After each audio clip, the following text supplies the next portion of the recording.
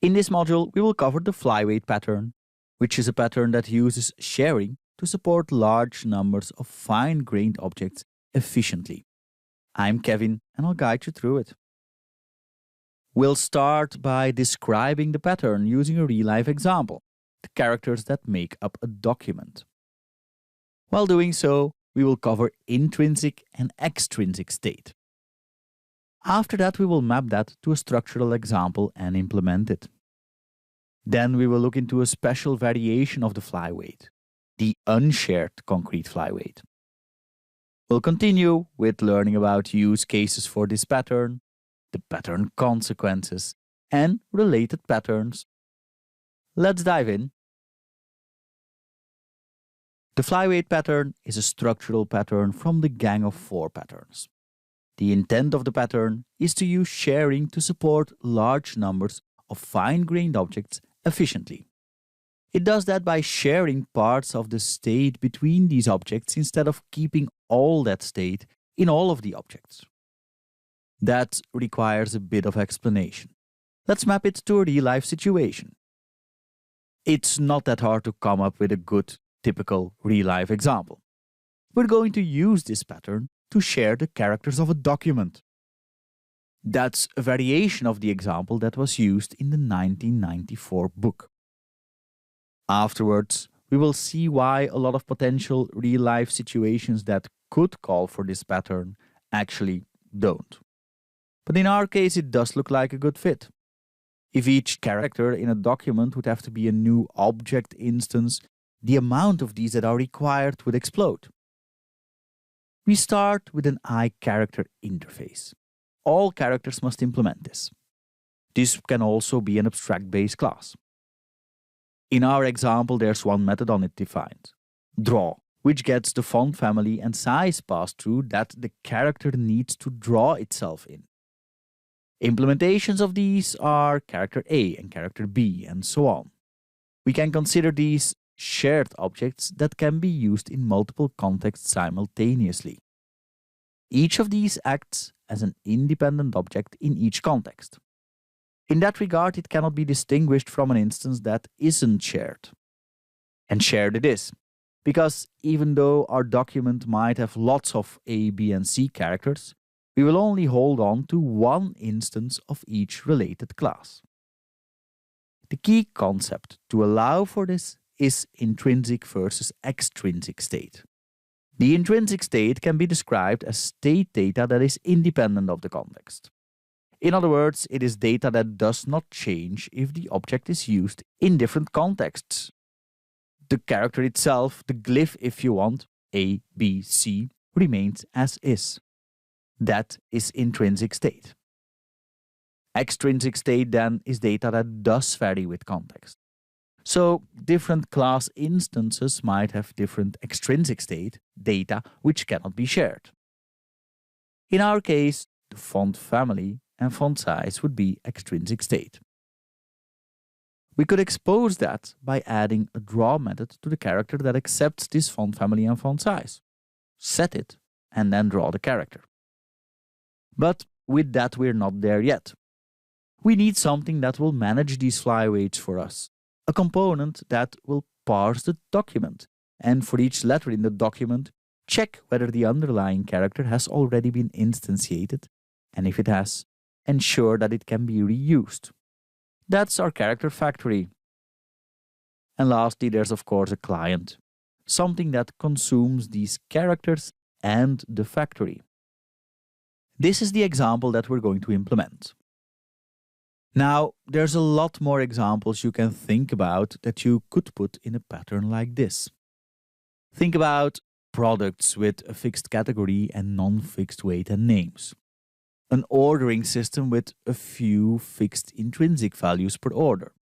A library system, and so on.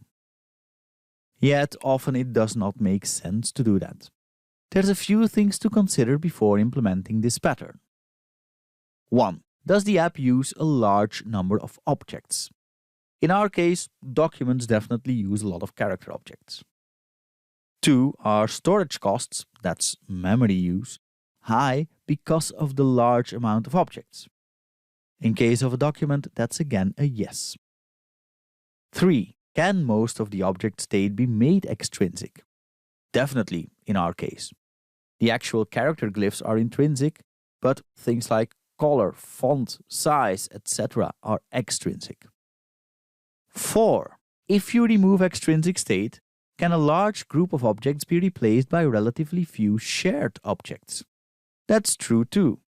In that case, we just end up with all the different characters in the alphabet. And lastly, 5. Does the application require object identity? If it doesn't, it's a good candidate. And that's true for our example as well. The application doesn't need to know an ID or unique way to identify each character. That's 5 things to keep in mind. And the general rule is only use this pattern when all 5 are true. I've got to say, I don't have a lot of need in my day-to-day work life for this pattern, but it does have its usefulness, as you hopefully agree with me from this example. Alright, let's map our example to the pattern structure. The first player in the flyweight pattern is the flyweight itself. That's an abstract base class or interface through which flyweights can receive and act on extrinsic state. In our case, that would be the iCharacter interface that exposes a method draw which accepts a font family and font size. The second player is then the concrete implementation, the concrete flyweight. These are our character A, character B, etc. classes, implementing the flyweight interface and thus implementing the draw method. It also adds storage for intrinsic state, our character itself, A, B, etc. Then we have the flyweight factory. That's our character factory. It creates and manages flyweights, and it ensures that they are properly shared. In other words, when the flyweight does not exist yet, it creates an instance, and otherwise it reuses the previously created one. On it, typically, a method to get a flyweight exists. And lastly, we have the client itself. It maintains a reference to flyweights and computes or stores the extrinsic state of flyweights. And with that, we've got our pattern structure. Time to implement it in a demo. In this demo, we will implement the flyweight pattern. We'll start by creating the flyweight itself. This is the interface concrete implementations must adhere to. We'll name it iCharacter, and we ensure that one method is required, draw, which gets the extrinsic state passed in, font family and font size. Then on to the concrete implementations. We won't do this for all letters of the alphabet. 2, A and B, will suffice. So we create a new class, character A, and have it implement iCharacter. We add a field for the actual character. This is intrinsic state. The 2 other fields, font family and font size, are extrinsic state. These can be changed. And changing that is done via the draw method. We get the extrinsic state passed in, we store it, and we write out a message to the console output window to mimic drawing the actual character on screen. And then we do the exact same thing for character B. Up next is implementing the factory. Let's name that class Character Factory. A dictionary which provides fast lookup by key is, in my opinion, a good way to store our concrete flyweights. As key we give a character, and as value an I character. We're working on interface here and not on implementation. We add one method to it, getCharacter, accepting an identifier and returning an iCharacter implementing instance, or potentially null if we cannot match the identifier to a flyweight. In it, we first check whether our character is already in the dictionary, and we return that instance if it is. While doing so, we write that out to the console output window. Like that, we can easily follow along with what's happening. If the character requested isn't in the dictionary, we create the correct instance, store it, and return it. A switch statement is a convenient way of handling something like that in our case. When none of these options apply, we return null. That leaves us with writing the client code to test.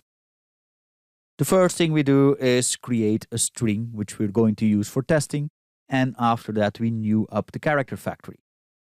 For that we need to import the flyweight namespace. Up next we use the character factory to get a flyweight. We pass through the first character of our a bunch of characters string. Seeing this is the first time, the flyweight should be created. Afterwards we pass through the extrinsic state, which is the font family and the font size, to the draw method on the newly created character object. After that we do the exact same thing for the other 3 characters in our a bunch of character string. This should result in character A and character B being newed up. The first 2 times we call into getCharacter on our factory, and those 2 instances being reused with another extrinsic state. The third and fourth time we call into getCharacter and draw. Let's give that a try. And as we can see, that is indeed the case. We see 2 character construction statements and 2 character reuse statements, yet effectively drawing the character is different all 4 times. So far, so good. Let's look into a variation, the unshared concrete flyweight. We're looking at the pattern structure we ended up with. I must make a confession. When we looked into the pattern structure, I skipped something to make the pattern easier to grasp. The thing I skipped was the unshared concrete flyweight, which also implements flyweight. This type of flyweight implementation does not need to be shared. The flyweight interface enables sharing, but it does not enforce it. The unshared concrete flyweight is such an implementation. It enables acting on extrinsic state while having unshareable intrinsic state. That may sound a bit strange, so let's clarify this with an example. Let's say we want to introduce the concept of a paragraph to our document. A paragraph contains a location in the document and it contains characters. In other words, our concrete flyweights. What it doesn't contain is shareable state. The location and the characters it contains are linked to the paragraph. We cannot reuse the paragraph instance. A new paragraph means a new instance. As it does contain concrete flyweights, our characters, it can implement the same flyweight interface and use the method from that interface, draw, to pass on the passed-in extrinsic state to the flyweights, the characters, it holds.